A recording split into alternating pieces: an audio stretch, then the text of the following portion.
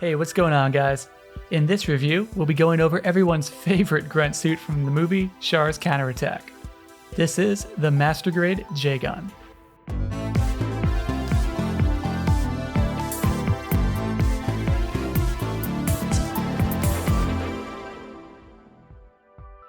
You know, I've always really enjoyed grunt suits like this, as they tend to be some of the most streamlined kits Bandai releases.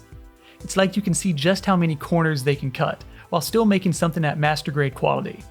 Plus, grunt suits are often used for custom builds, so they need to be easy to work on. For such a basic suit, there's a lot that Bandai had to consider when making this Master Grade. But I'm rambling, so let's dig into this Master Grade Jegan by first going over this build. Being a 2018 kit, Bandai was well into their Master Grade line, and had definitely figured out how to make a standard MG. There's no screws here, no need for glue, and the instructions are laid out very well, even including English translations. It's always really fun reading all the weird lore behind each suit. Being a grunt mobile suit though, the actual build here is fairly stripped down. It has the full inner frame you'd expect, but there is a noticeable lack of frills here. I couldn't find any moving pistons or sliding mechanisms, and there isn't quite as much molded in detail as you'd expect. The engineering is also a bit on the bland side, with nothing here that we haven't seen before.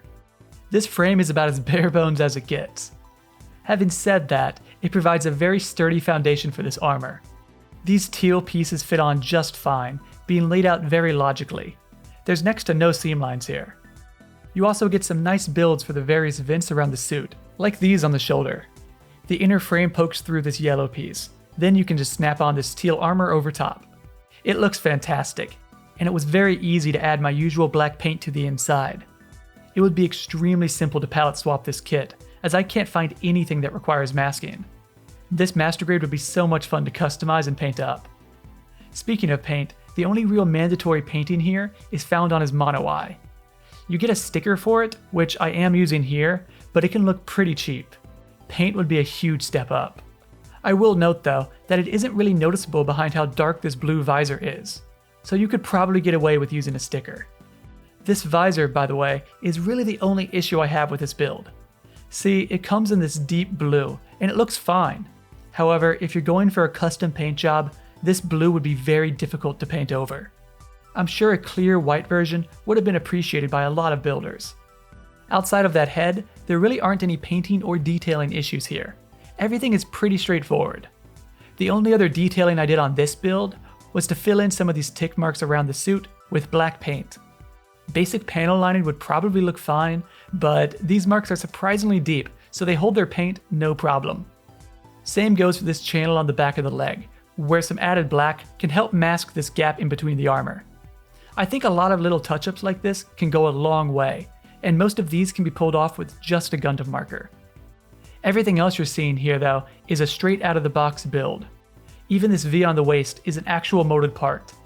You can really tell Bandai intended for this Master Grade to be customizable, so tried to make this kit as easy to work with as possible. At least outside of that visor.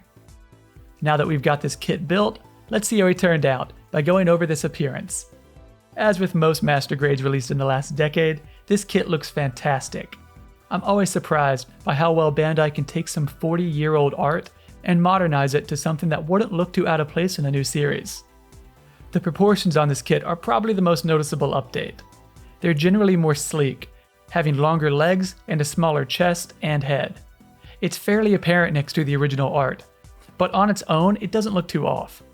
This is very in line with how Bandai has been portraying mid to late UC suits. Putting them next to the new Gundam or Sazabi Ka, he does seem slightly lacking in details, but in general he fits in very well with the other Master Grades from that movie.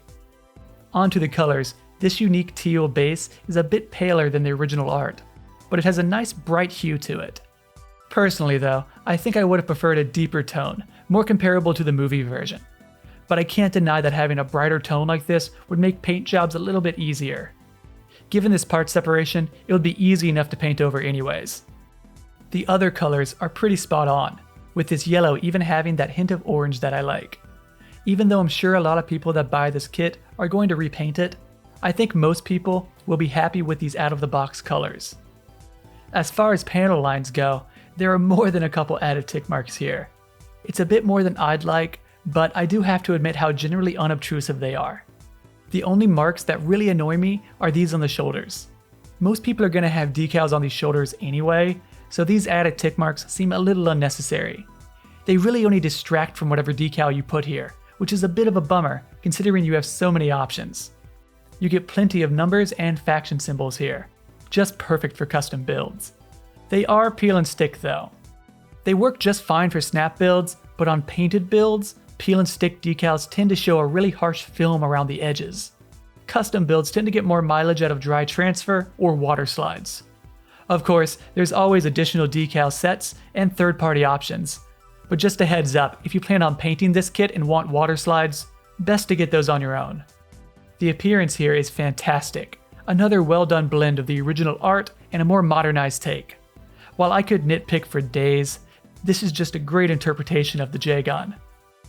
Alright, this has been an amazing kit so far, but with such a bare bones inner frame, I'm nervous about this articulation, so let's see what we get here. Starting at these feet, you get some upwards movement from the toe, but the rest of the foot is just a brick. A little disappointing, but it's almost made up for by these ankles, where you get a bit more than you'd expect. It's 2 pegs connected to a swivel, allowing for somewhat awkward articulation, but it gets the job done. Onto the knee, you get slightly more than a 135-degree bend. Considering the bulk on the back of these legs, this is pretty impressive. The hips are the usual swivels you'd see on a 2018 kit, but with the lack of front skirts, you get about the best kicks and splits you could ask for. There's also a sliding mechanism inside that lets you swing the legs forward. I haven't found it too useful, but it's still a nice inclusion with no real drawbacks. Really, these hips are only limited on twist due to the armor on the upper leg. Still, the articulation from these hips help make up for the somewhat awkward feet, so you can score some decent ground poses here. However, this Master Grade Jegan really shines when you get him up in the air.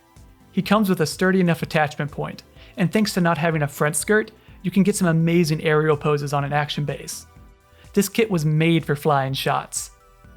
Working our way up, the waist is on a standard swivel, leading to another series of swivels inside the chest. You get some above average ab crunches and tilts here. These shoulders are fantastic, having a very good pop out, in addition to the usual lateral movement and spins. They also have much less restrictive armor than the upper leg, so you get a full twist here. The elbow gets extremely close to a 180-degree bend. Very nice. The hands are on a very small swivel and ball joint. It feels a little delicate, so probably best not to mess with it too much. You get a few sets of interchangeable fingers with this kit. It's the standard open, closed, and rifle hands. A little boring, but admittedly less finicky than having independent fingers, especially if Bandai plans to make multiple variations of this kit. They can just drop in whatever specialty set of fingers they need to fit whatever arsenal. Surprisingly, despite being on a hinge and a ball joint, you can be somewhat limited on the head. The specific angle of his chin has a tendency to run up on his collar, so there's a weird sour spot in moving the head. It happens way more than you'd expect. For upwards looking poses though, this isn't an issue whatsoever. Turning this kit around, we get some articulation from this backpack. Each of these pillars moves independently, being connected with a ball joint. These add so much energy to a flying pose, it can sort of help emphasize the direction he's moving. Same for these thrusters on the back, which have a bit of movement to them. The articulation here is above average for sure, and there's no real problem areas. It's nothing innovative, but he can hit some great poses. Getting him on an action base also allows for some phenomenal movement from the legs. Definitely pick up an action base when you get this kit. Lastly, let's see what gimmicks this Master Grade comes with. Straight up, Bandai kinda skimped out here. Of course, this is only the base version of the Jegan, so no doubt all the cool stuff is held back for limited or exclusive kits. For now though, let's see what we get here. First up is his beam rifle. It's extremely basic, just being 3 pieces and an ammo pack. Not a lot of room for customization here, but there are some molded in details you can paint up. Though I did find their channels to be a little shallow. Having pegs in the hands, he can hold this rifle no problem, and there's no need to worry about weight issues, considering how basic this build was. Same goes for the shield. It has slightly more of a build to it, including these red pieces being molded separately for easy painting, but it's also just a couple of pieces. I do really like the design though. Bandai left a lot of empty space for decals, so I bet you could put a massive symbol on this lower part. This shield connects to the arm with a hinge and a swivel, allowing for some simple articulation. Nothing crazy, but you can get it out of the way for most poses. Rounding out his arsenal, we have his token beam saber. You get 2 blades, but only a single handle here, which seems super lazy to me. It's really just because the blades come on a generic runner, but still. I know it's not canon, but you'd think Bandai would have just tossed in an extra handle for the fun of it. Regardless, thanks to the great articulation, you can score some amazing beam saber poses here. I'd say these are some of his best poses, as the rifle can look kind of awkward from certain angles. Stack on his aerial options, and I had a great time getting these poses. When not in use, you can store the beam saber in this socket on the hip. No complaints so far, as it seems to be holding the beam saber in place pretty well. And that about does it for the gimmicks. Corners were definitely cut here. The shield is pretty good, but everything else here is fairly boring. Alright, time to wrap this up here. Usually in these reviews, we give each category a score from 1 to 5, so let's keep that going. The build would receive a 4 out of 5. It's extremely simple, almost a little generic in some places, but it does allow for some easy customization. The appearance would be a 4.5 out of 5. This is a really well done blend of old and new, though I do have some nitpicks. Regardless, it looks amazing on an action base, especially with its above average articulation, which would receive another 4 out of 5. The only area I think I'd like to have seen more from are those gimmicks, which would receive a 3 out of 5. You only get the basics here, which does make sense, but still, you'd think Bandai would have thrown in something to make this kit stand out. Tallying all that up and dividing, this Master Grade Jegan receives an average score of 3.875 out of 5, or 77.5%. While there's a lot that would have been cool for Bandai to include, just looking at what you get here, I do think I'd recommend this kit. I wouldn't pay crazy prices for it or anything, as there are way more interesting MGs out there at a similar price point, but I really enjoyed just kind of zoning out while building this. It would be a perfect entry point for someone looking to try out the MG line, as it's a pretty bulletproof kit. Not just that, but with its logical part separation, it would be an amazing base for a custom build. Outside of a couple cut corners and being a little on the bland side, this Master Grade Jegan is an all-around solid kit, and a great buy for both casual and experienced builders. And that about does it. Feel free to ask any questions about this kit in the comments, or leave some advice for other people looking to pick this up. If you found this review helpful, you can leave a like and subscribe for more reviews. Since these videos are released so randomly, they really never get into the algorithm. So subscribing is kind of the only way to know about a new Gunpla review. Anyway, thanks for watching and see you next time.